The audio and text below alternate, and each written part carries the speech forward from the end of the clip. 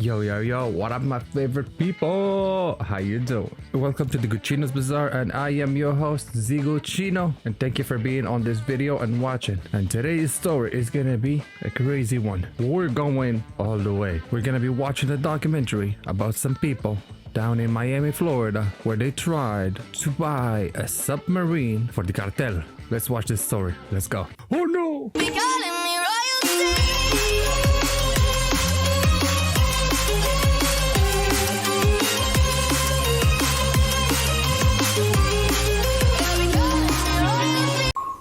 In 1997, a federal task force uncovered a plot to sell a Soviet submarine to a Colombian drug cartel for $35 million. The feds believed the mastermind was a Russian gangster known as Tarzan. Ooh, they were wrong. Oh la la, oh la la, oh la la. I wonder what happened in this story. Okay, we're rolling. I had a friend of mine living in St. Petersburg, and I said, Misha, Tell me something. I know it's going to be a strange question. Is this possible to buy a military submarine? Used one. And he said, what a question. Let me check. He called me in 2 days. And he asked me, do we want the submarine with missiles or without missiles? Ludwig Feinberg, aka Tarzan. Yeah. Ooh. New York. Brooklyn. When I first arrived in America, I loved it. I loved everything. America, it was a country of opportunity. America, it still is. Whatever comes to your head, you can many opportunities. Anything. You wake up in the morning and I want to be a movie star. Yeah, it is possible. I want to be a gangster. It's also possible. Tarzan made his first job in America as an enforcer for the Gambino crime family. Ooh. This guy was dangerous. What we did, we were burning stores. Oh shit.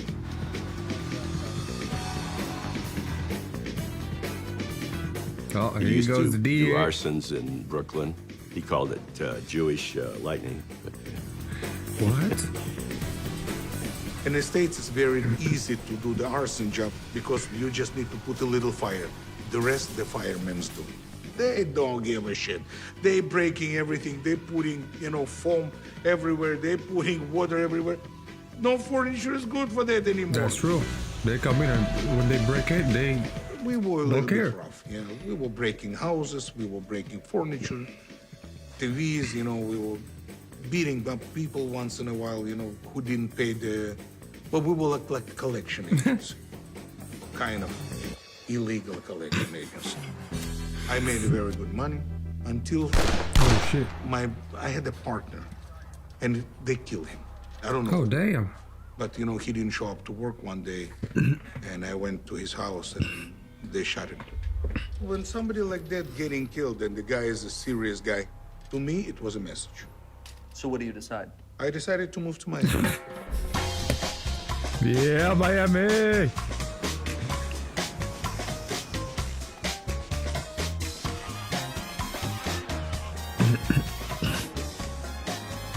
Miami is crazy. If you've never been to Miami, hopefully that's going to be in your list of places to go to. Miami in the 1990s was still dealing with the remnants of the cocaine wars.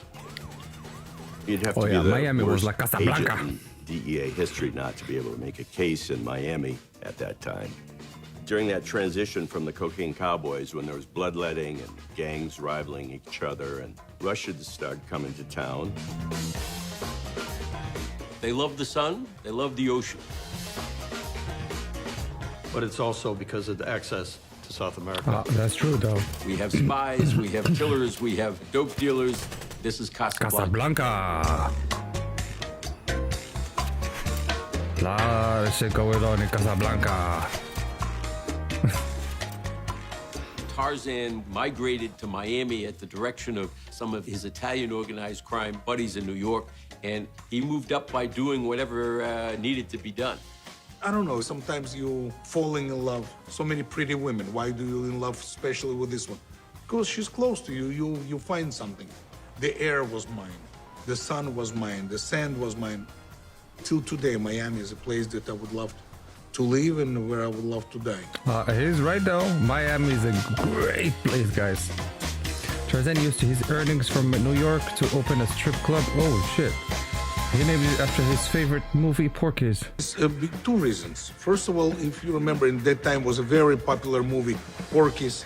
I really loved those movies. And number two, because original movie Porky's was filmed in this location. If you're gonna take the movie Porky's, you're gonna see my clown. My buddies in New York, the Passion brothers, they tell me about a guy in Miami that opened a strip club that Fat their Tony. friends heard of from Brooklyn. Russian guy goes by the name of Tarzan. So they said, go down there and check it out, mention our name, and work with this guy, see if you can figure out something to do with this club. When we first got to Porky's, Tarzan had no idea what he was doing with it. He had really, dug a hole and was basically putting the bar in it. So Tony came in and took it from the bottom and brought it all the way up. Yeah, these places are known for getting for easily getting shot. It was the roughest club I was in, for sure, by far. Porky's was definitely a place that you could get killed. Very dangerous. Yeah. I always had the two guns. I always had the Beretta 9mm on me, and I had always here on my head, I have a Colt. I was a cowboy. True cowboy. We can put this way. Cowboy. And they found out a Russian guy owned a strip club. So this became their little hangout. I'm talking about hundreds of Russian guys that had connections. Russian gangsters. Heavy Russian gangsters. Heavy Russian Tarzan gangsters. became sort of a go-to guy, and people from New York to Moscow knew that if you wanted to come to South Florida, Tarzan could fix you up. You wanted a load of dope move, he'd find a way to move it. You wanted somebody killed, talk to him. You wanted prostitutes, he'd find them for you. All you needed to do was talk to Tarzan. They were once part of what we call the Red Scare. Now these Russians are threatening to turn our streets red. The Russian mob targeting South Florida. They are here in South Florida getting away with their crime spree because they are crafty and brutal. One of our initial concerns was that the Colombian traffickers would come together with the Russian organized criminals and put the dope money together with the military hardware. Yeah, if those two forces would have joined forces, oh my god, it would have been done. That's it. That the Russians had and create a great threat to South Florida and the United States. So we formed the task force to investigate Russian and Eastern European criminal activity. The FBI provided a squad, and then there was a multi-agency side, damn, that dog which looks pissed. was the Marshal Service, DEA, U.S. Customs, U.S. Immigration, U.S. Coast Guard, Wow, and then that's a several whole task local force. law enforcement agencies, which became Operation Odessa. Odessa. Operation Odessa. We had weekly meetings of multiple agencies who had an interest or had information about Russian criminal activity in South Florida.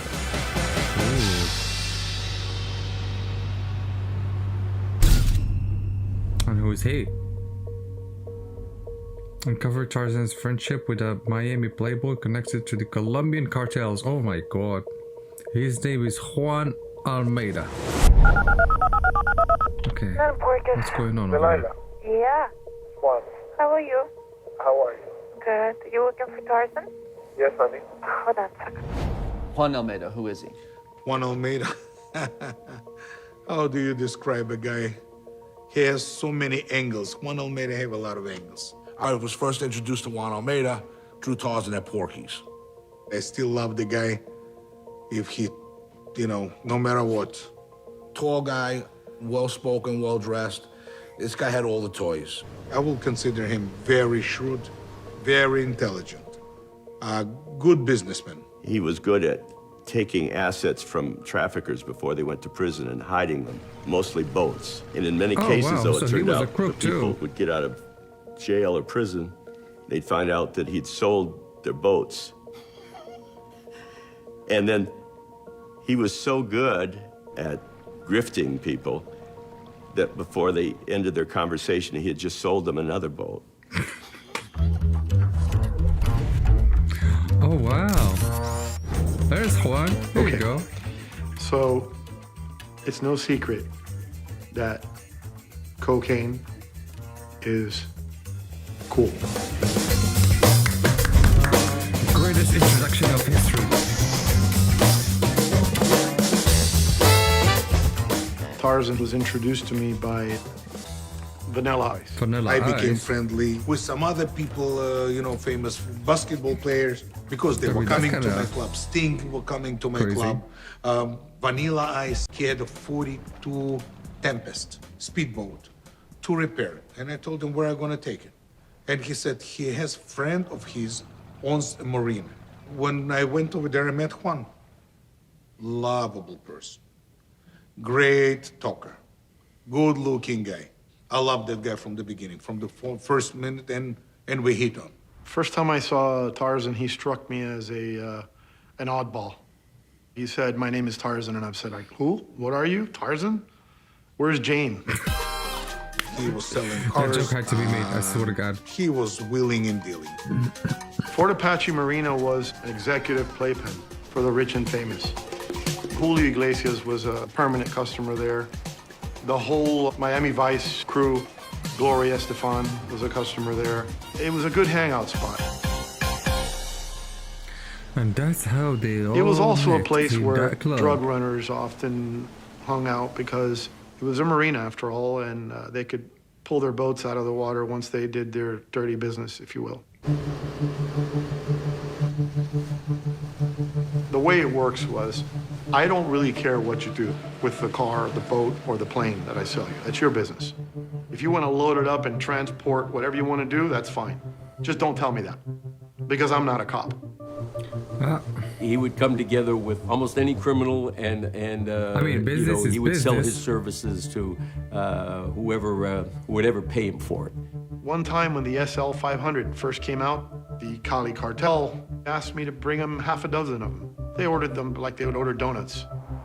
I flew to Switzerland, and I bought them at a Mercedes dealership, and I loaded them on a cargo aircraft and flew them to Cali, Colombia. These guys had the SL 500 before anybody else did. That's And I impressive. did things like that.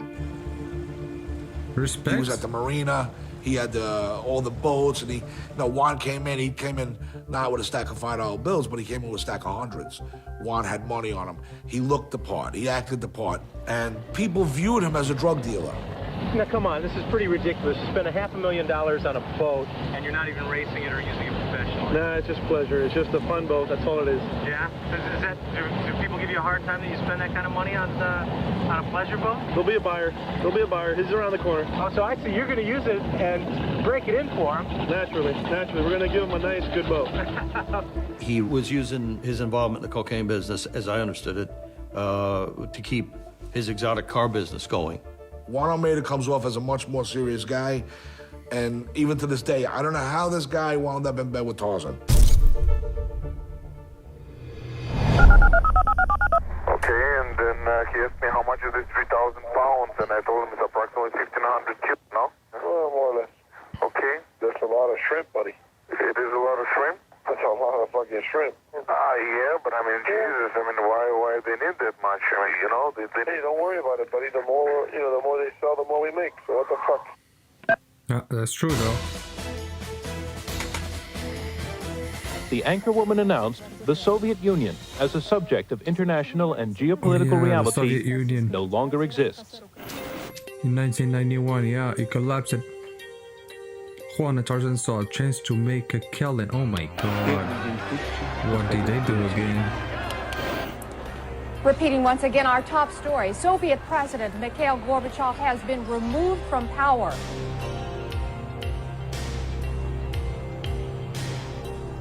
There was a point in time where law and order was lost.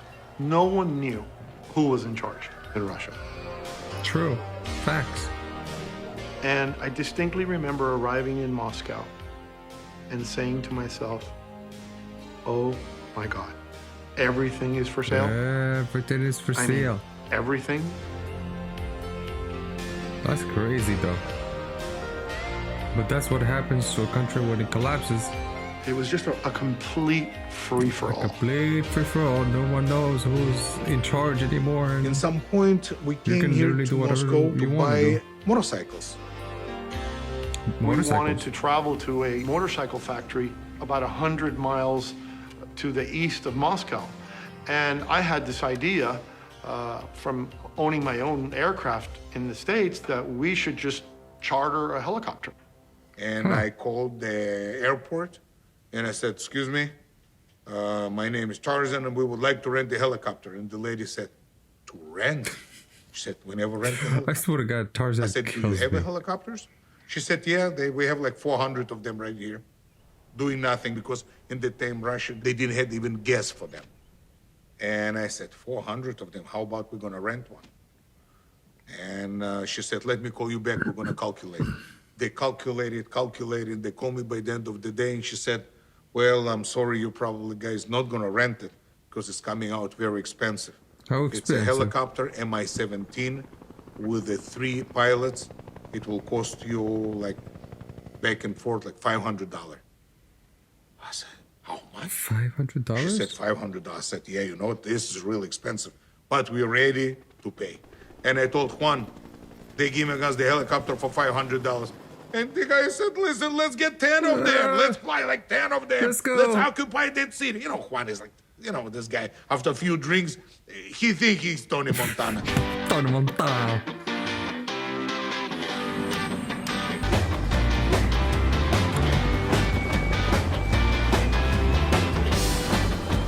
Finally got to an area that we knew was the city, and the pilot says, so where do you want to go? We gave him the address. He goes, well, I don't know where that is. And I asked the pilot, how are we going to find out where's the factory? And the guy said, we're going to land in the middle of the city. Huh? And we're going to ask for the direction. What do you mean?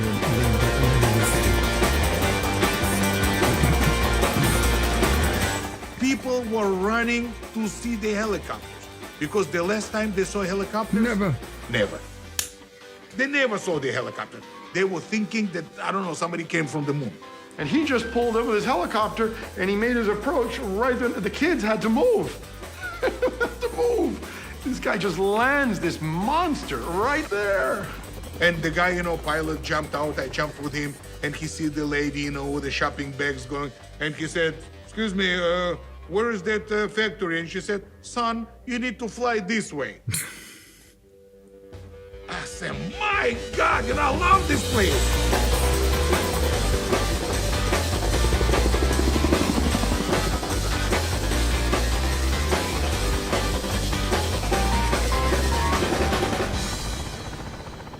And then the policeman come. He come with a motorcycle. Oh shit, here comes trouble. With a little stick, you know, that white and black stick. He didn't have nothing else. He had a whistle. He had a stick and a whistle. And he was like looking at us, like we are aliens. And he said, who are you? I said, we are from Moscow. That was the code. From Moscow, that was the password. Oh my God. And he said, okay, what do you want me to do? I said, I want you to stay and watch the helicopter. We purchased like 250,000 of motorcycle by the name Ij. We got those motorcycle for $200. It was like nothing. Wow. So these are the kinds of things that you can do in Russia at the time, which, you know, is unheard of. It's unheard of. And we had a great time. We enjoyed ourselves. We flew back. $200.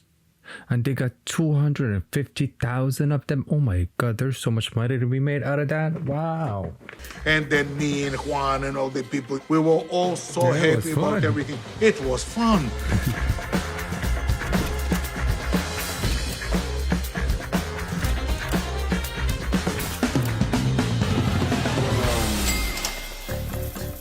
Juan made $3 million selling the motorcycle in Colombia. Wow, that's a crazy lot of money. He paid Tarzan handsomely for his services. Well, we had a pretty wild and crazy lifestyle. I personally flew a Gulfstream 2, Sometimes we'd go to Zurich for dinner. You know, me and Juan, we were flying in his helicopter to buy cars in Orlando. Who is flying with a helicopter to buy a car? We were landing in Orlando buying 10 cars. He was saying, give me 5 Ferrari, 5 Maserati, 5 Lamborghini. Ciao. We lived really nice life. Things worked out so well for Tarzan that he actually opened up a restaurant in the North Miami Beach area, and that was called Babushka. Babushka. I wonder if it still exists nowadays. So between his restaurant and his strip club, you know, he was getting the bulk of the Russians coming to South Florida. One of those Russians was a notorious gangster named Grigory Grisha. Grisha Roises. Yeah. You're asking about Grisha Roises. I sense some drama over there. You know, I'm always getting touchy when you mention this guy. Really, a good story of betrayal of a friend. Oh, I wonder what happened.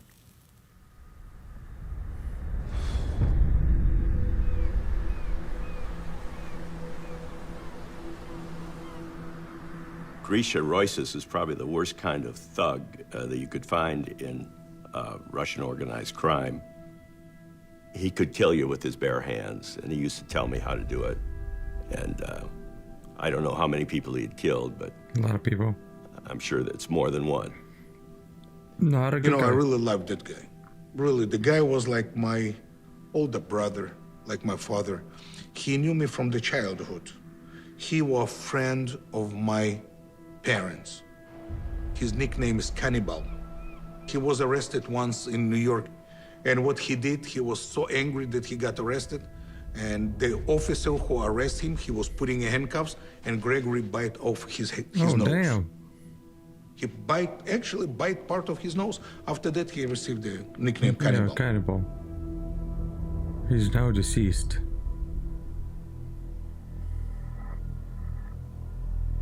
Grisha Roises became a major heroin trafficker. Oy, that's not good. And the feds, DEA in New York, finally nailed him.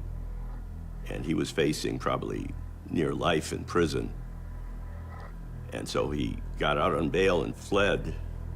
And through Interpol lookouts and so forth, he was found in Bulgaria and arrested and thrown in jail. DEA heard about it eventually and sent a nice young agent from Vienna, Austria, to see Grisha in jail. And Grisha had no teeth because he said when he was arrested, the cops had kicked all of his teeth out with their boots. Oh, damn. Well, the agent from Vienna, he said, we know you're associated with some major heroin traffickers, not only in New York, but internationally. And if you want to help us, we'll get you out of here. And he said, I'll do anything to get the hell out of here. And that's how they got him to cooperate. At that time, Tarzan was in debt with Babushka. I mean, it was a fun club, but it wasn't turning a profit. Somehow he just got there on vacation. And of course, he saw my operation in Miami, and he really liked it. Tarzan, I said, I need somebody to run this place, but also, I'm short of cash. I didn't want him as a partner in the restaurant, but I needed a little money, extra money, and I thought, you know, he was gonna do, he knew how to run a restaurant. So Grisha came to us, and we were able to get him 70 grand, and he gave that to Tarzan and Doc. Tarzan was in love with him then. Grisha was the maitre d' and manager and walking around in a tuxedo, and then started walking around with a camera taking photos of everyone and having fun in the club. He was putting pictures on the wall, but he was also giving copies of those pictures to us and going through those photos saying, this is Joe Blow, he does this. This is John Doe, he does this. And he's important in this area. And literally, he started giving all of the information. At midnight, a bunch of us went in, DEA and the FBI, and wired some of the booths in Babushka for sound. We gained a lot of intelligence that way. Freaking rats, I swear to God. To the Barberson Palace. 153, please. Yeah, what's the name of the guest? Mr. Yester. No, I'll connect you. One moment. Tarzan, Yeah. how you doing? Okay, I just don't understand it. You disappeared, man. I don't understand Oh it. man, because I was like 2 days I cannot make even telephone calls. The wiretaps reveal Tarzan's connection to Cuban drug trafficker Nelson Tony Yester. Tony! Who's Tony? Nelson Yester, who was a fugitive that time and living in South America, moving from location to location, was the closest conduit to the Colombians. And he was close to Almeida, and then Almeida was close to Tarzan. Nelson Yester Magno. He got caught with a 41 passport. Oh shit, 41 passports? He had 41 names. Wow. He was a Cuban Secret Service agent. He was a pilot in Miami who was flying the drug money. And he is a fugitive from the United States for many years. Tonight on America's Most Wanted. Marshals recently received this picture of Nelson Yester. Investigators believe Yester has a British passport bearing the name Hector Santana. He speaks Spanish, German, and English. If you've seen Nelson Yester, call 1-800-CRIME-TV.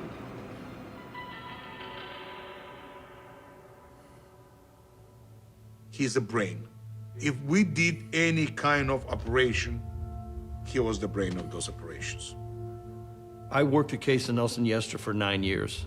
I started in '94, and we discovered that this guy was an international smuggler and was a huge part of helping the cartels traffic in narcotics.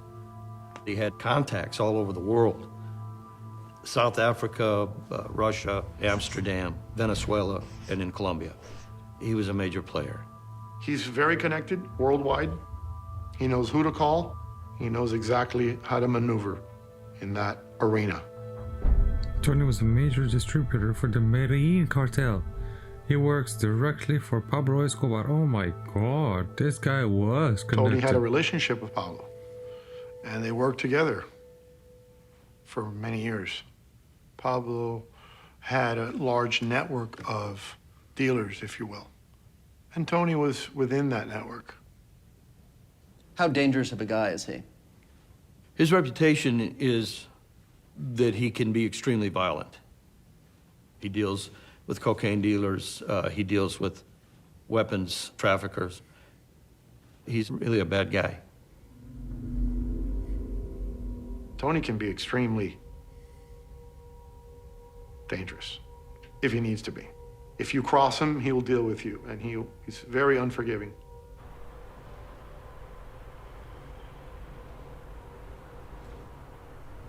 Me, I never have enjoyed killing anybody. I just want a few dollars. But when somebody had to go, somebody had to go. You know, that's how it works.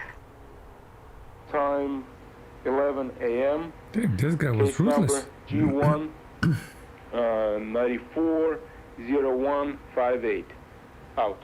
He was a fugitive from the FBI, and he still is. He's still a fugitive. You think that'd be possible to get him to talk? No, I don't think so. Will Tony talk to us? I'm pretty sure Tony will not talk to you. Tony will not talk because Tony is very serious guy. He is very secretive. He is very cautious. Never in a million years. Somewhere in Africa. What happened?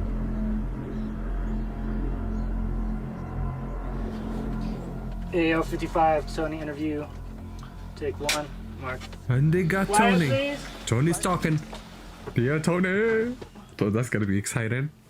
So for me to understand, in the power structure of Medellin, where do you fit in the power structure? He went directly for it.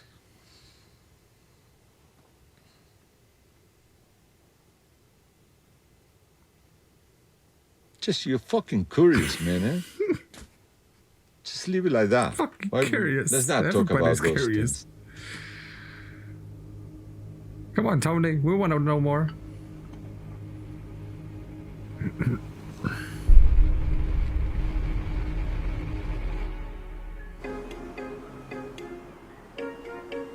You know, for me, being a player wasn't my destiny. It didn't took me too long, thanks to Jimmy Carter, when he eventually opened the Mariel boat leaf. I arrived there in the United States in May of 1980.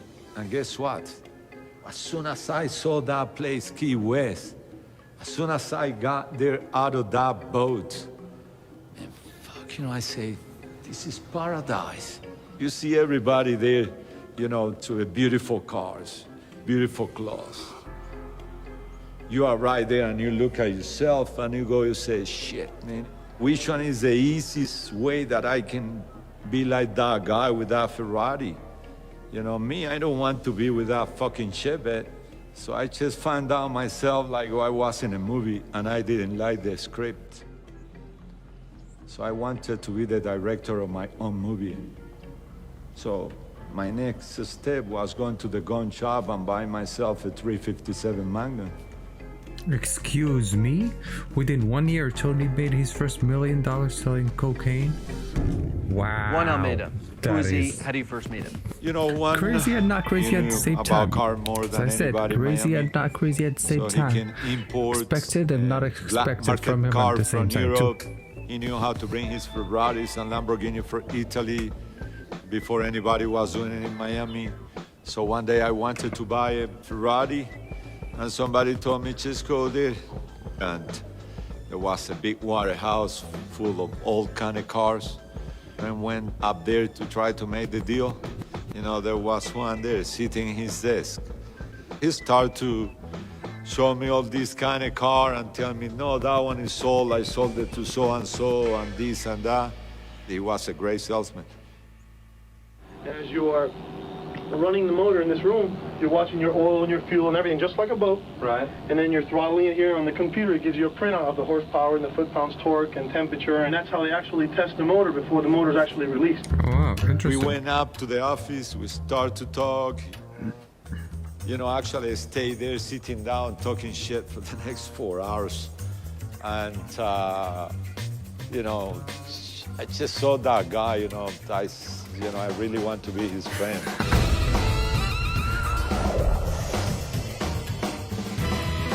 Cocaine trafficking. We fled the U.S. becoming an international fugitive. Oh my god. I've been on the run for a fucking long time, man. I've been in the run since 1990. I'm still running. How many different identities did you have? I cannot count that high, man. He knew how to vanish. He used to travel extensively, and just when you were getting 30 that years information, already. you were already 3 steps behind him. It was a lot of fun for me when I used to go there illegally to Cuba, and I used to send a postcard to the guys there in the U.S. Marshal office in Miami. I used to tell them, hey guys, what's happening? I'm here in the beach sipping a fucking mojito. I don't see you guys around here. When are you gonna come down to pick me up?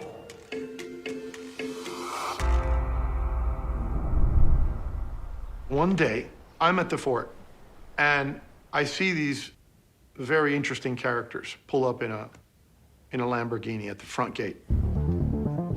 They wanted 2 very, very special, highly specialized cigarette boats. And the requirements were A, the speed, and B, the distance. And they were probably going to be used to smuggle large amounts of coke. So I made the sale. And from there on, I started to build the boats for them. It was a total custom job. And I discussed with them the possibility of putting turbines in the cigarettes. It's like an aircraft on a boat. In fact, the sound of it, when it's approaching, you look up to the skies because you think something's landing somewhere and you don't realize it's the boat. And so that elevated the price of the boats to a couple $1 million a piece, which was just outrageous, completely outrageous at the time. Wow, that's genius. And so once I succeeded at selling them the turbines, I had some brochures on my desk about some helicopters that I'd been negotiating turbines for, and they inquired about the helicopters. And that began the sort of trajectory to acquiring specialized helicopters for Colombia. And Cali, since they knew that I knew all the players involved, they told me, please, just keep an eye on it. Make sure nobody get out of line. This guy was into everything. Tony asks Juan to introduce him to Tarzan. They flew to Venezuela to meet face to face. Oh. 2 days later, he went there to have a meeting with me in Caracas. So I'm there waiting for Juan in the Caracas Hilton, and there Juan he comes. Just walking towards me. As soon as they got there, Juan told me, hey man, give me a hug and this and that. He told me, man, here's the guy. This is Tarzan. I said, fuck, I look at that guy. He looked like a fucking Russian bear. Big, I say, this fucking guy is trouble. But man, I have to tell you, 2 minutes later, I just love that trouble. Can I tell you, 30 minutes later, I was fucking laughing. 1 hour later, I just didn't want him to leave Caracas. I just want him to stay with me. I loved him right away. He definitely looked like a movie star.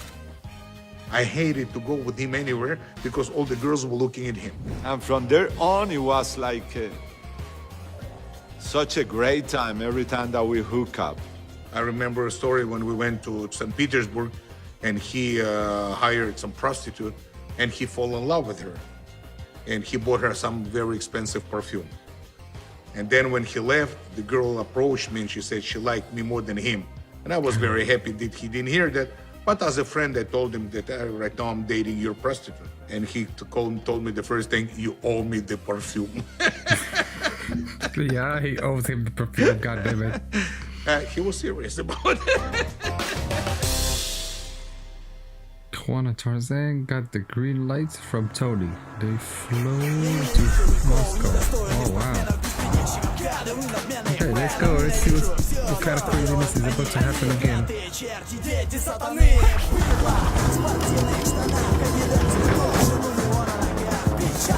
The helicopters were known as Kamov Ka-32s.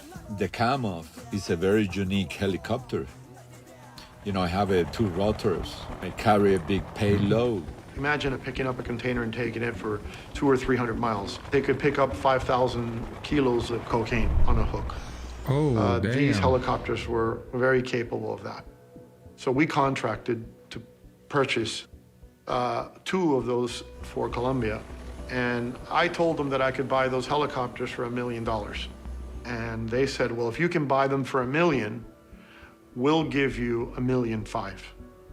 Ooh. So that was a no-brainer. We came to Moscow, and I said that we would like to buy helicopters. And I said, how many do you have? And they told me, well, we have like 600 helicopters. Go take any one you want. Wow. So everything I is so succeeded free in for all. Let's negotiating go. the aircraft from $1 million down to 650,000. The same helicopter in the United States was costing approximately $10 million. So here you're getting top technology helicopters for a fraction of the price. Literally. I chartered for like 5% of the an price, Antonov literally. 124. It's bigger than a 747 and larger than a C-5 Galaxy. It's a military aircraft. This thing is just humongous. I chartered that airplane for 250 grand. I understand today you could not charter it for under $1 million. And inside that bell mouth, I just stuck these birds in there, together with motorcycles and all kinds of other stuff. Juan flew ahead to deal with the Cali Cartel. Tarzan stayed behind to escort the helicopters. Okay, let's go. So the Antonov 124 is leaving Moscow from a military airbase loaded with the helicopters and spare parts.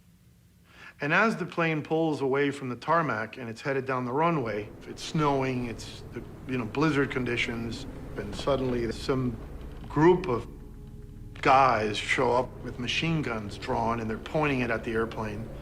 and they're not allowing the plane to take off. They point the guns at the plane and they say, you're not going anywhere. And who is that?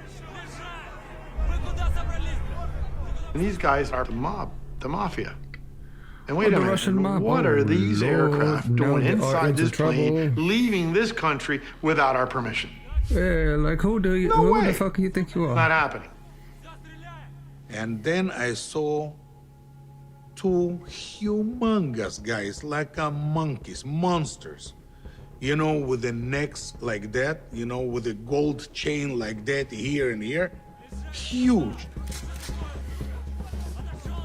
And those guys are leaders of the gang who is looking to collect money from us for the helicopters that we took without their permission. These guys are gun-wielding fucks. They heard that there's some helicopters leaving and nobody got paid any money, and I know. we're not going to allow them to do That's that. exactly what it's They going. pulled the plane back. Right now. I see 5, 6 jeeps are standing there, and the guys are start coming out of the jeep. Each jeep has 5, 6 people, and each one of them with the machine guns. Oh shit! You know, with the Kalashnikov, with the gun, with the pommel. And the guys were rough. They were loud. They were screaming that you gonna pay. I said, what the fuck? Those guys came to work. Oh And yeah, he they told were me, "We ready, want money." and you guys I said, had "You no know, chance whatsoever. I'm not gonna give you money. But you know what? I can give you cocaine. I just came said the out of magic nowhere. word. I was playing That's a it. game. I didn't have no connection to cocaine. I didn't have nothing. But I just needed to talk. And he said, what? You can get us cocaine? I said, yeah. And I told him, listen, you know who is Pablo Escobar?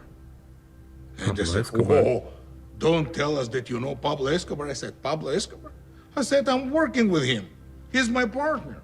I'm gonna make a phone call right now, and I can put him on the phone. You're gonna talk to Pablo. I'm in Cali, Colombia, waiting for that airplane, and I get a phone call from Tarzan. And Tarzan says, Pablo.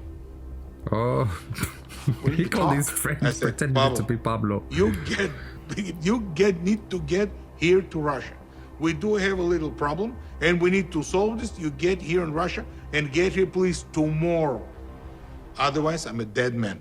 And I was like, okay. All right. What does that mean exactly? You know, I didn't want to intervene that much because those fucking hellos, they was so hot. Everybody's gonna be here looking, KGB, CIA. You know, I didn't even want to be around. So I was there in the Swiss Alps in a chateau.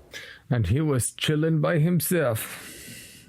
The Swiss Alps, of course. And I was just naive, I was stupid, call me what you want. But I actually boarded a flight as if I was Pablo. And I showed up at Moscow Sheremetyevo Airport. And he did it. And these I'm goons so proud all of him. picked me up in a Lamborghini Go Jeep Juan. as Pablo Escobar. Let's go. And you know, Juan looked like Pablo. I swear to God, if you're gonna take picture of Pablo, and you're gonna take picture of Juan, they're like twin brothers. They drove down that main boulevard when you leave the airport, 100 miles an hour. There was no law, there was no order, there was nothing. These guys were actually holding guns. They were impressing me, is what they were doing. And when we got there, we stepped into this building and we went into their offices. And when we got up, there was a big boardroom, a long table, maybe, I don't know, 14, 16 chairs. And there was maybe 10 guys there. And Tarzan was the very little corner. He did not look like the Tarzan I knew. He looked like a deflated balloon. When he comes to grab me and hug me, scared. Pablo, he whispers in my ear, act tough, act tough. Act tough. What do you mean? And I was like, man, this is the real deal. Holy fuck. What am I gonna do here? Well, I present myself the way Pablo Escobar would. You know, just mean fuck. Don't talk, and whenever you talk, just talk like you're a fucking drug dealer. We sit down and we start to talk about this. Pablo, listen. So we know that those helicopters are yours. And we know that you need those helicopters to aid your shipments and all yours. Great. And so we just want you to know that we're not kidnapping, we're not holding them against their will. We want to partner up with you. We want to be your reps in Russia. Okay? Yeah, we want to handle your cocaine distribution here in Russia. And I was so like, they want to okay, have that connection. what are your capabilities? He goes, well, we'll take something like 50 kilos. Ooh. And he's telling me, you're joking. I looked at them and said, are you kidding me? You brought me to Moscow to talk about 50 kilos of cocaine? Are you serious? And I go, come on. It takes me the same time it takes me to pack 50 to pack 2,500 or 5,000. 50? It's a joke. Please, don't tell me you brought me here for this.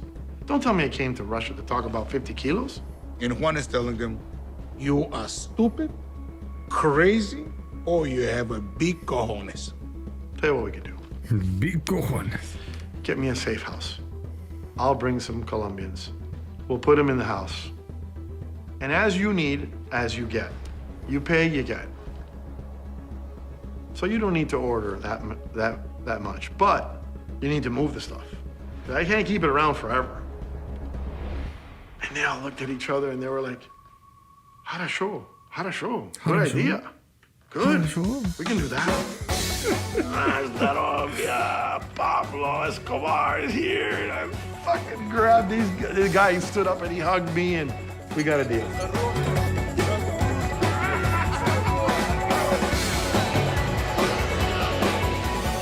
I delivered the helicopters in Cali, Colombia, on or about April of 1994.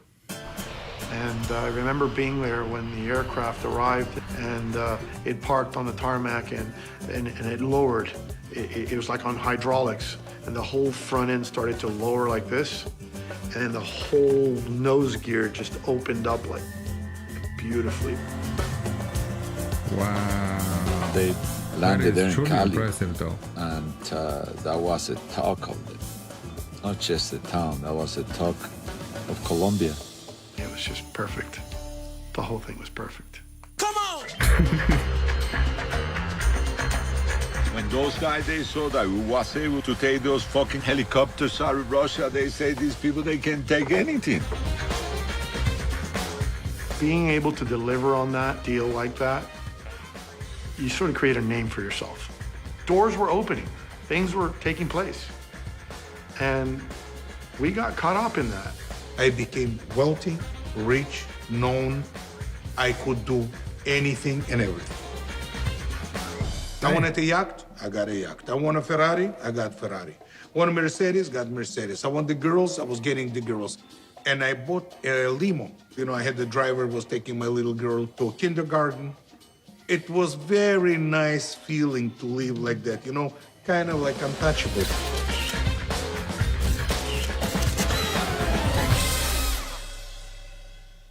I said, look, you're bringing a lot of heat here, man. I said, you're fucking driving a Mercedes. You got a limo picking your daughter up. I'm driving a Honda Accord. Because I was schooled from the old guys back in New York. This is how you act. You know, you walking around with fucking $2,000 leather jacket on, the Versace. You got to look like a regular guy. I mean, this is, you know, we're making money here doing things we shouldn't be doing. There were all kinds of stories and allegations about what he was really up to, so we all decided to get an undercover in to see what he was really doing. He was a DEA special agent in Washington, D.C. who grew up in Brighton Beach, where both Grisha Royces and Tarzan also grew up. People here His name was Alex that helped Yasevich. him create the whole case. Special Agent Alex was sent in to bring down Tarzan. Oh, here we go. His identity has been concealed as he continues to investigate the Russian mafia. Growing up in Brighton Beach area, I knew Grisha Royces very, very well. But I was never friends with Ludwig Feinberg. I seen him in the neighborhood. He saw me in the neighborhood, as I discovered later on. Both Alex and Tarzan thought the same way, spoke the same way. They had the same ethnic values and ethnic backgrounds, and it was just perfect. Alex and I sat down with Grisha before the first introduction. And Grisha said, I know you from a kid, you know?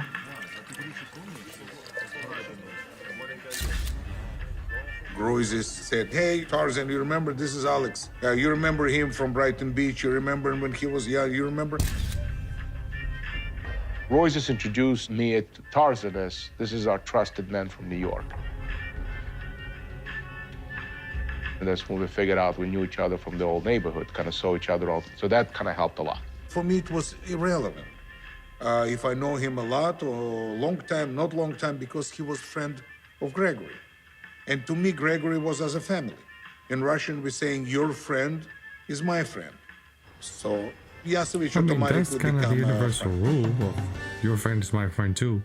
So originally it was more, let's get to know each other, then I'll tell you what I can do, what I need. And then we met in Babushka and Porky's back and forth until one time we walked outside Babushka, and that's when the decision was made, let's tell him exactly what I am. I said, look, let me tell you what I do. I'm into heroin and weapons trafficking, but I want to expand my operations to cocaine. And that's why I'm in Florida, okay? He goes, well, let's see what I can do.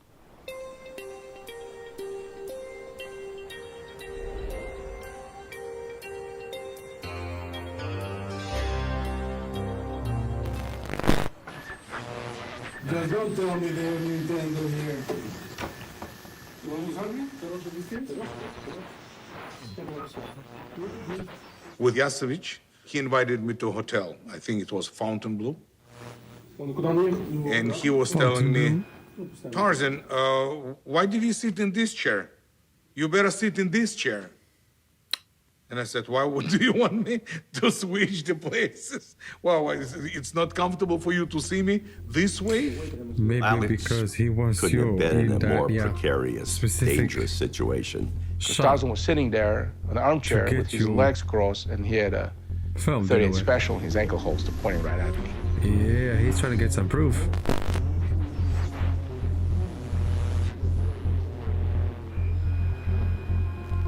The camera was disguised as a device in the hotel room. It was a radio, which was connected to the wall, and I was sure it was a camera. He looked right at it, and he pointed and said, there's a camera inside this object. Because me and Juan, in that time, we were playing spy games. In downtown Miami, we had a spy store. And I saw exactly the same camera in a spy store. And he said, no, it's gotta be, no, it's not a camera. I said, Alex, I swear this is a camera. Oh shit, he saw it.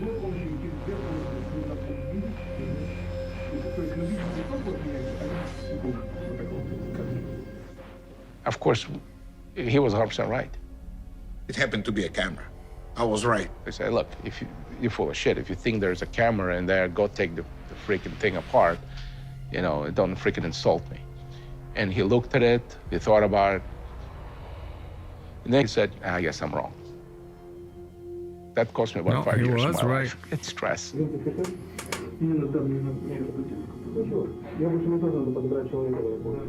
After the meeting, we met as usual, and I crawled into his car and we're talking about it. And he said, you won't fucking believe this. He said, they're getting ready to purchase a Russian sub and broker it to the Colombian traffickers so they can run dope to the United States. I mean, it just blew his mind. What? At the hotel meeting, Yasovich learned who Tarzan was working with on the submarine deal. Oh my God, who was he working with? He was the man that he was the conduit to the money that was financing this deal. I was approached somewhere down there by very important people. So they told me, listen, this is the deal. We want to get this submarine, and I said, we can get it. I said, but what exactly you want to do with it? Because if we're gonna use it, it has to be a big job. No, she says, I think that 40 ton will be appropriate. Shit, when he said that thing, I say, fuck, if I get all of that blow, you know, I'm gonna have the biggest reserve of fucking blow in the world. Right there, I thought of one, a long time ago. he had told me, Tony, every time that you go into these suckers, just go high. You always can come down, go high. Always go high. So I say to him, look, you know, I think that with 50, we can have a top-notch equipment. So 50 what? I said 50 million. He says, are you out of your mind? I say, yeah, but you're not putting the numbers together? You want to take fucking 40 tons? You know how much is 40 tons? You're talking about $1,000 unit? $1,000 a key, you have $40 million. In the first trip, you have paid the fucking whole team. He says, no, hey, that's good. What's the price that you end up settling on? Well, you know, what can I tell you? You know, I'm sure Tarzan tell you one price. I'm sure Juana will gonna tell you one price. But me, I'm the only one that had the price. Because they didn't knew. How much did he get paid? Didn't knew these kind of people. They nice guys. You know, Tarzan and Juan, they nice guys. You know, they going to meet one of these people, they better bring a fucking box of toilet paper, brother. You know, eventually I make a deal with them and they told me, Tony, mijo, be straight with us. I say, I think that we can get it for 30 million and you just put $5 million expensive. So we settled for 35. So they had the number, 35 million. Tony met with Juan and Tarzan to discuss the submarine deal. Oh my god. I told them that I was looking for a fucking submarine, man. Fuck, when I told them that, they say, yes, submarine? That's never heard of. I say, yeah. See how fucking Tarzan, he got out of the sea and says, what do you mean, a Russian submarine? I say, yeah, I want one of those big fucking things. He told me, you got it, man. You got it. We on it. I had a friend of mine living in St. Petersburg. He was a general director of a factory. And I said, Misha, tell me something. I know it's going to be a strange question. Is this possible to buy a military submarine? That's a crazy question. He called me in 2 days, and he said the answer is yes. Oh my god, he said yes. I talked yesterday to Admiral. Really? Yeah, he said that he got to the top of the top of the top. Really? For how many we want and anyone we want. Really? Yeah. Yeah, man, that's really good news. You know, that's the kind of news that I like to hear. I called immediately Can I Juan, find submarine? and I said, Juan, we can get a submarine. Prepare yourself for trial. Oh my god. We're going to Russia. Oh my goodness, that is craziness.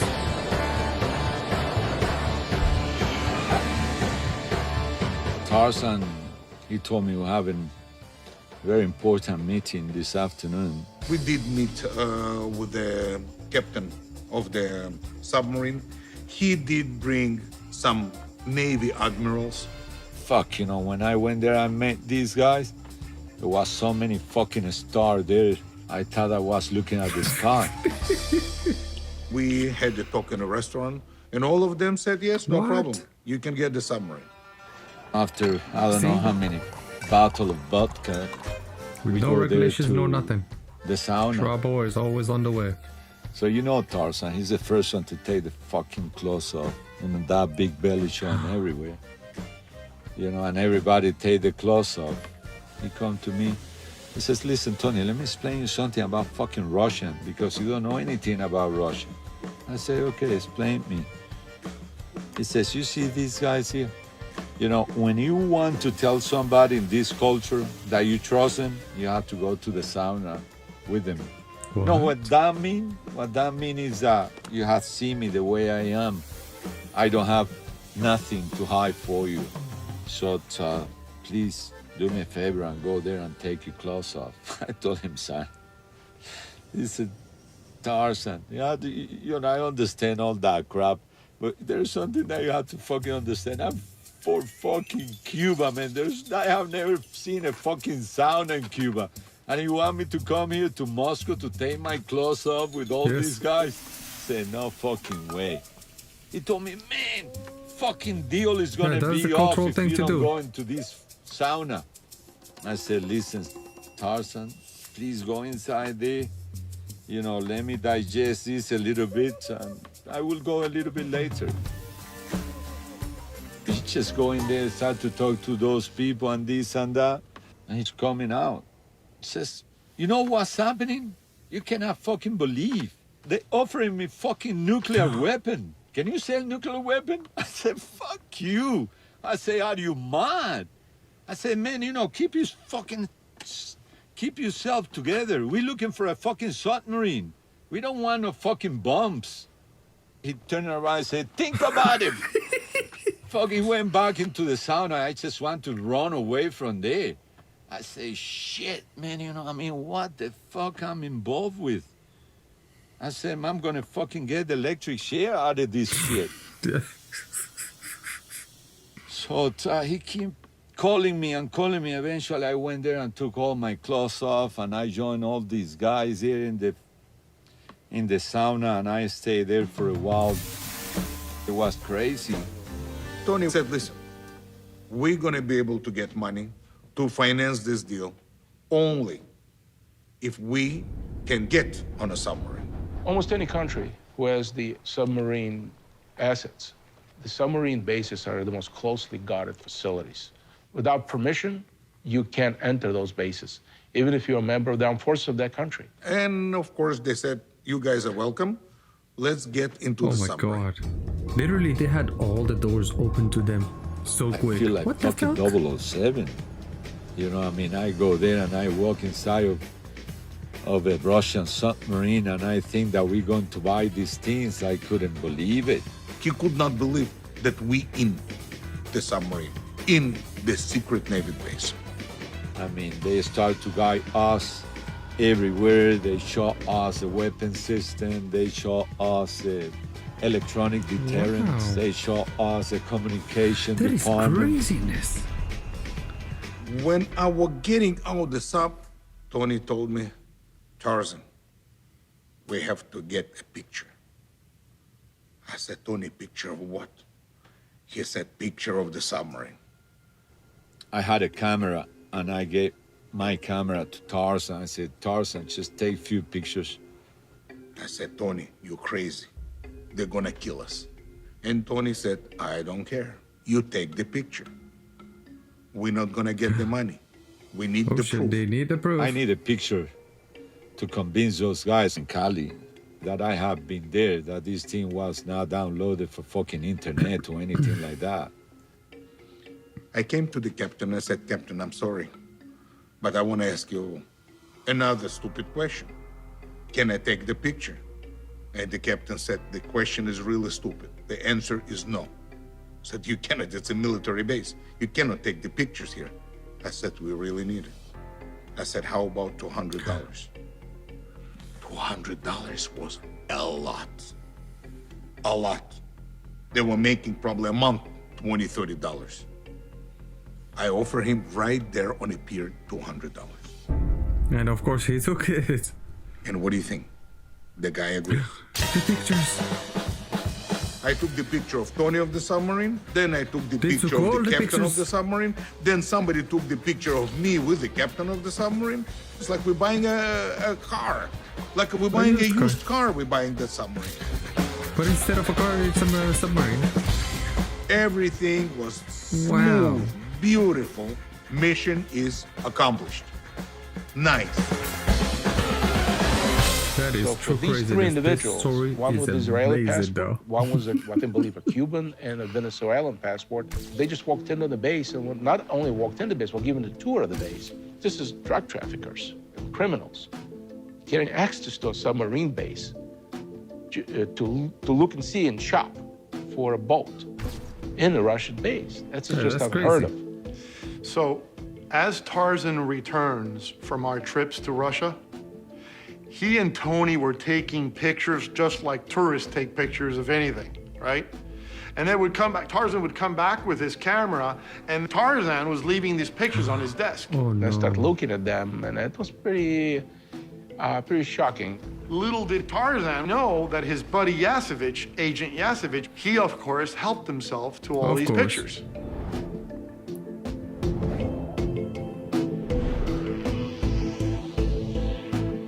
So that's when we reached out to the Navy, U.S. Navy, and we had meetings with some of their experts. We had the Department of Defense involved. We had NATO involved. We showed them the photos and asked them, can you please tell us if these photos were in fact taken on a Russian submarine base?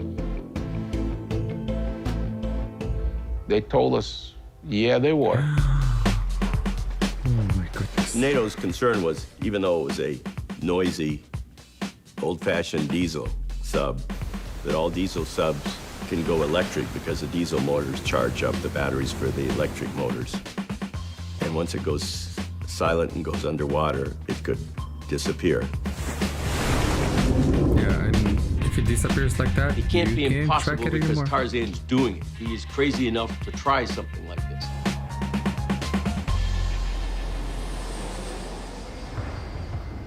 I quickly went down there back to Colombia. I went there and talked to those guys, showed those fucking pictures. They say, wow, fuck, this is what we're getting. I say, no, not exactly this one, but something similar.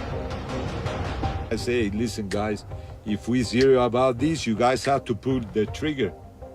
You know, there's no more delay. Those guys, they're asking for the money. They want their money now. We're gonna do this. We need to move that sub out of there quickly. Back in Miami, the DEA questioned Juan in an attempt to locate Detective Tony. Joe Oh my McMahon and God. I went over to Almeida's house in Doral. And when we arrived, the maid answered the door. And we told her Started to get that serious, we that's wanted it. to talk to Mr. Almeida. They were all over me. Michael McShane, the U.S. Marshal, he was a real prick. They banged in the doors at my home while my family was there with my children, and they scared the living daylights out of them. Oh no, that's not The good. main topic of the questioning was his association with Nelson Yester, Tony Yester. We obviously wanted to know what he knew about him, but more so where we could find him. We never knew where Tony lived. One day he lived in Panama, one day he lived in Ecuador, one day it was in Peru, we never knew where's Tony. We went through extraordinary lengths to try to lure him to the United States. So I mentioned to Tarzan that I could have access to clone phones. He wanted one. The clone phones will have capability to make calls overseas, no problems. I want that. So we went to Secret Service, and they provided us with a clone phone, which the FBI was tapping. So when he was calling overseas, and anywhere else for that matter, he was using the crap out of it. The bills were pretty high. We're recording all the conversations. Alex, in one of his meetings with Tarzan, said, I've got a present for you, and he gave him a cell phone. They said, here's a phone. Use this, it calls international. Free. He takes it, it's bugged. We had a big wiretap room at FBI headquarters in Miami with Russian translators. Oh, wow. And that's how the DEA and FBI had 15,000 hours of wiretaps. Believe me, 15,000 hours of wiretaps. Yeah, they got your ass. They're ready to work with us. They're ready to meet. They're ready to sit down. They're ready to negotiate. But they're asking, who is these guys? Tell us whom we're dealing. Who is going to buy from us? Are they guys from the street? Are they serious? We know that they have money. Right, I understand that. They want it. This is a big, it's a humongous deal. It's not that you're going from the street and you're buying a car. It's not a used car. No, it's not. Previous conversation was in response to a page. The page came in at 7:34 p.m. February 10th, 1995. Case G1 940158. S.A. Yasevich out. Damn. Okay, listen. Yeah. I'm your friend no matter what. I know, buddy. Anytime you call me, I'm going to be there for you. Don't worry, dude. I'm not going to let you down. I told you, okay? I told you I'm not going to let you down. I'm going to call you today at 10. Please try to do something, please. Okay, my friend. Take care. Okay, bye-bye. Bye, I love you. Bye. Me too. We start focusing on Tarzan, Tony, and the whole crew. I know that the clock is ticking. I know that Tarzan is gonna go down. I know that Juan is gonna go down. And I'm probably, I'm probably gonna go down too. Oh, damn. Tarzan and Juan thought the sub deal was falling apart. Juan and Tarzan, they come with a fucking bright idea to take the money from those guys and keep it for ourselves. I just cannot happen to fucking laugh. I was thinking, fuck you, late.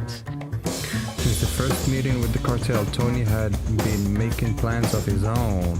In all this fucking meeting, you know, I'm still looking at this guy and I say, fuck, you know, how come he running this big cartel, making few $1 billion a year, organizing 80% of the dope that is going up there to America, 90% of the coke that is going there to Europe, and you think that you can pull something like this?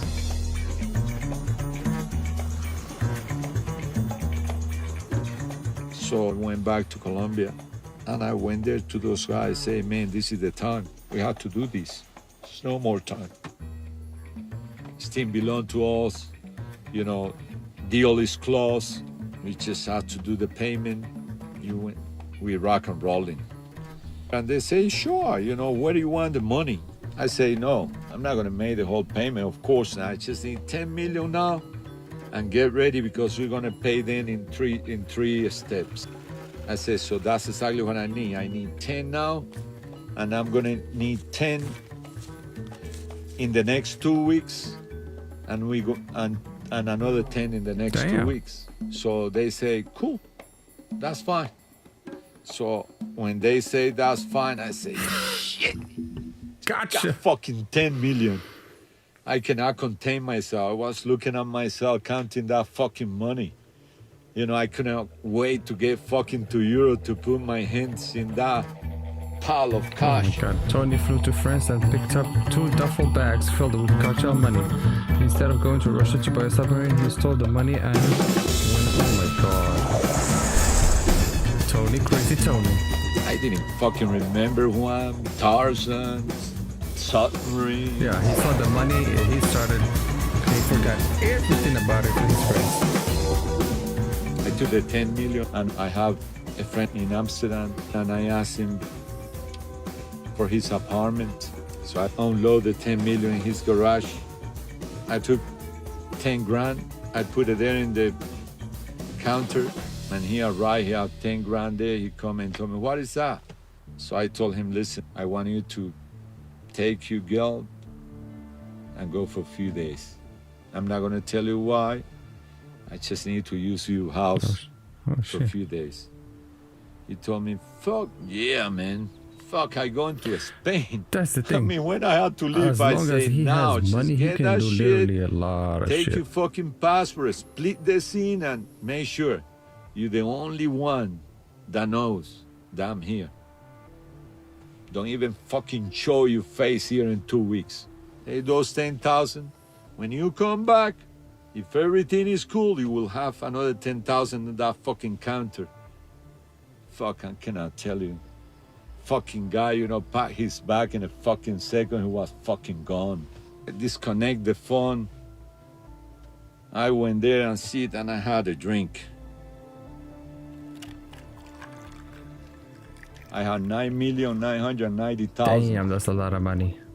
And you know, when you get 10 million, one of the things that you're gonna find out is that they look like fucking 10 million. It's a lot of fucking paper. It's a lot of fucking papers.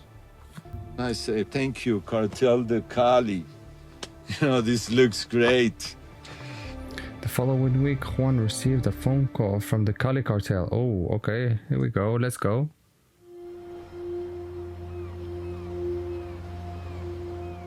I was in Miami running my exotic car rental business, and the phone call came. Cali cartel member. Where are you? We'd like to meet with you. Can you see us tonight? Sure. Guys flew into town, and next thing you know, it's like, let's go have a drink. Let's talk. We went out and partied that night. Drank best wine, best liquor. We had women. We had everything. It was the greatest time. The next day, they woke up like 4 in the afternoon, called me up. Can we meet? Sure. So they did it right, because we had a great time. You know, we broke bread and we partied together. I said, Juan, there's some things we need to know. We need your help. Okay. You know your friend Tony? Suddenly, he's gone. Ooh. He's on the run.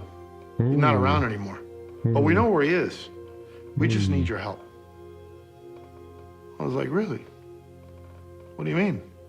He goes, well, you can start off by telling us where his family lives. Where's his wife and where's his kids? Oh, what do you mean? What are you talking about? So yeah, where does his wife and children live here in Miami? We know you know that. Why would you be asking me? Well, he's not around anymore. He's gone. And he took our money.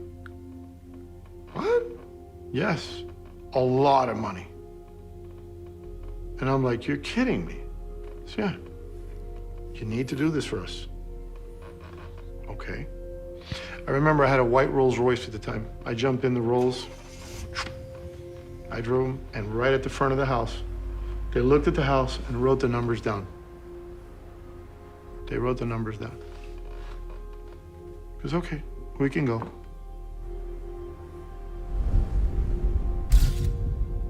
He said to me, here's the deal.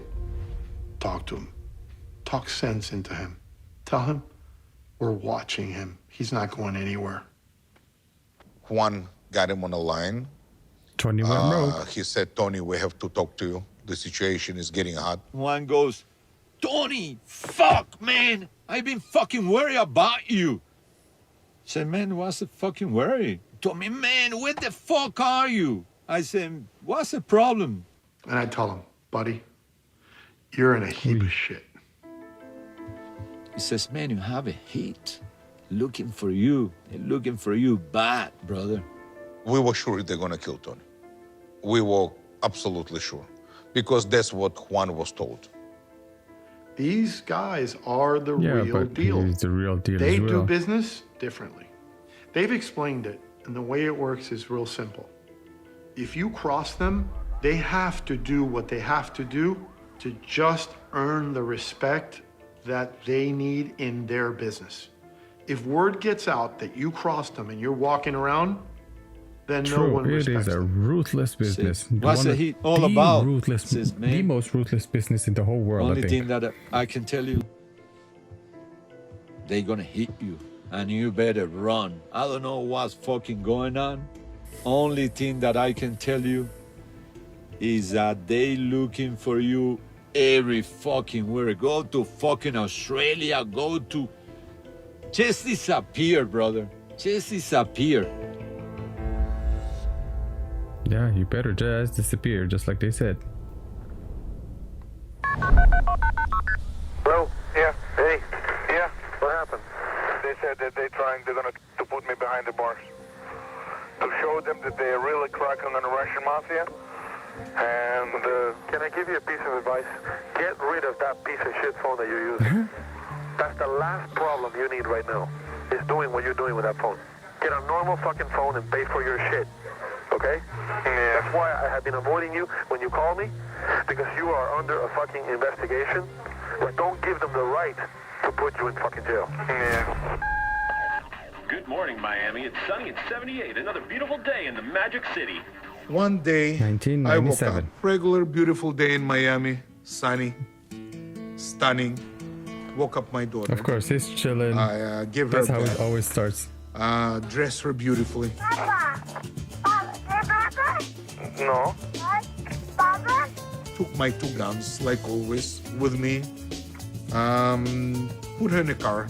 And I was driving quietly with the music, put a seatbelt on my daughter, and holding her by the hand, and we were driving. But inner feeling was telling me something is wrong. I looked left and right, driving slowly, enjoying myself, kind of feeling that something is Something is in the air and something is about to happen. We thought that Tarzan found out that he was being investigated. We followed him to drop off his daughter at kindergarten. Oh, yeah. I dropped my daughter in Aventura school. And then as soon as I pull out of the kindergarten, I see them in a rear view mirror. They were slowly but surely closing in on him. I say, oh my God, here we go. Here we go. I drove slow, knowing that something is going to happen right now. And of course, I see the woo, woo, woo. That's it. Then we stopped Coming for you. They placed him in my car. And then I said, am I arrested? And Brent Hinton said, oh, no, you're not arrested. No, we're not arresting you. I said, good, the dad don't want to come with you. He said, no, you need to come with us. I said, but I don't want to come with you. He said, you have to come with us. I said, why do I have to come with you if I'm not arrested? I don't want to go with you. You want to arrest me? We're not arresting you. I said, I don't want to go. No, I think you need to come with us. Oh, no. I said, okay. And we drove him to the DEA office. I was in Moscow closing a $47 million deal for the heli taxi company.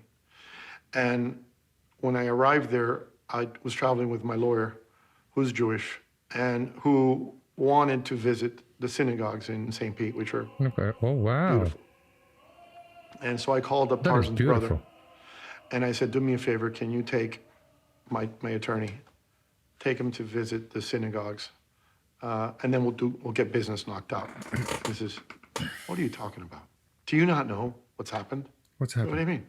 He goes, my brother was just picked up yesterday morning in Miami on a major cocaine distribution case involving submarines. What are you talking about? He goes, I'm telling you. That's it. My brother has been arrested, and there's a manhunt out for you. Brent Eaton said to me, hey, Tarzan, you like a dipshit. I was saying things like, you're either going to go home today or you're going to go to jail. It's up to you. And he kept saying, well, what did I do? Explain to me what I did. I didn't sell nothing. I didn't kill nobody. I didn't steal from nobody. I didn't do anything illegal for them to arrest me. They're not just going to arrest you because you talk about it. You have to do something in furtherance of the conspiracy, and he did that. He did. He flew to Russia. He did negotiate. He did. Like, yeah, he didn't do anything illegal, but yeah, he was in the way to do something very illegal. Despite Juan and Tarzan's warning about the hit, Tony decided to go after the other 20 million. Oh my God, Tony! I say, you know, maybe I'm getting nervous here. Maybe these guys in Miami here don't understand how do this work. Maybe, you know, I'm chasing my way to Spain to see if they really have another 20 millions. So I just got my plane to Madrid. I went there, organized my crew, called 4 or 5 people, bring the hardware, get ready, we're gonna fight. You know, I had to defend myself. You know, I have to make sure that I was not gonna turn my back to next 10 millions.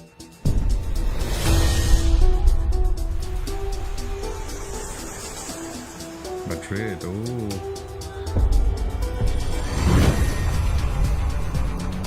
So I went there to Madrid. I called the guy. I told the guy, listen, you know, I just flew to Barcelona. I'm gonna take the fast train for Barcelona to Madrid. You know, I call you as soon as I get there to the train station. So we there like 1 hour before the train arrived from Barcelona. They were so when the train arrived, you know, I called that number. So that number responds, hey, how are you? I say, no, I'm fine, but where are you? We don't see No, I'm you. fine. And then I'm just in the parking lot, you know, like, I don't know, 100 meters away in a car with 2 guys. I have another guy there in front of the terminal. And then, you know, I didn't know what to say. And then, you know, I just look and there is a taxi there with a guy sitting in the front.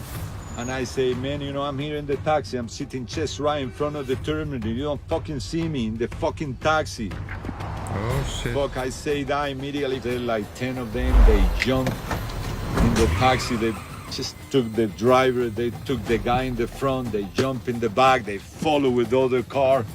They fucking drive, you know, start to make few moves.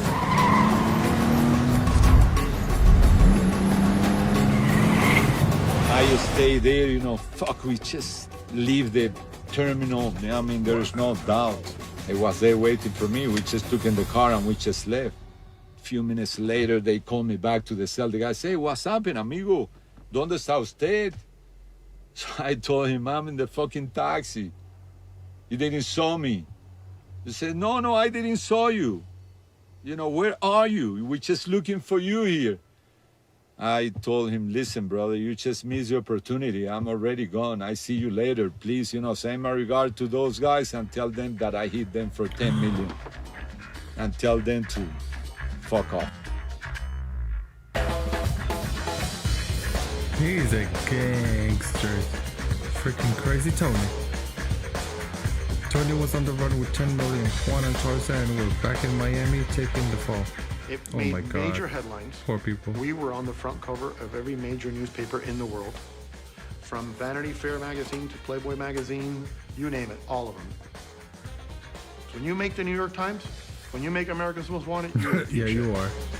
After 18 months in jail, Tarzan agreed to cooperate with the feds against Juan. Oh my God. There were very clever prosecutors and agents who knew what they were doing. They threatened him. They were taking his child. And last minute, they flipped him. You know, sometimes you love people. So I say, well, you know, I may going to give Tarzan a bar. A bar. 1 million. But after I spend a few millions, you know, his commission or whatever you want to call it, I reduce it to 500. But after he flipped, I was not going to finance a fucking rat. He kept all the money. Tarzan's testimony helped the feds convict Juan for conspiracy to traffic. Oh my God. Tarzan was deported to Israel. He recanted his testimony and Juan's conviction was overturned. We did outsmart FBI. We did outsmart DEA. We even did outsmart the court. You know, after all, I was free. My partner Juan, who received 40 years, was free. And basically none of us in jail. You know, one thing I guess we never discussed between us, each one of us, me, Tony, Yester, and Juan, we were planning to reap the Colombians.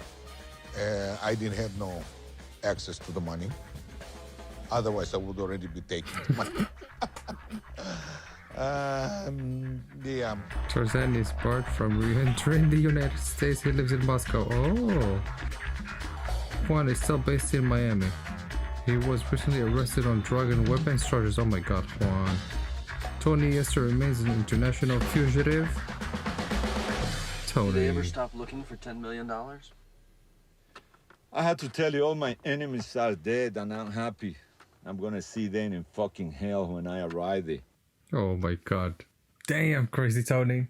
True gangster. Damn, that was a crazy documentary on trying to buy a submarine for the cartel. Hopefully you enjoyed it as much as I did, and we'll be watching in the future if any of them make some crazy comeback. You'll never know. So we'll see about that. Hopefully you tune in to the channel for the next videos, guys, and I will see you in the next one. Peace.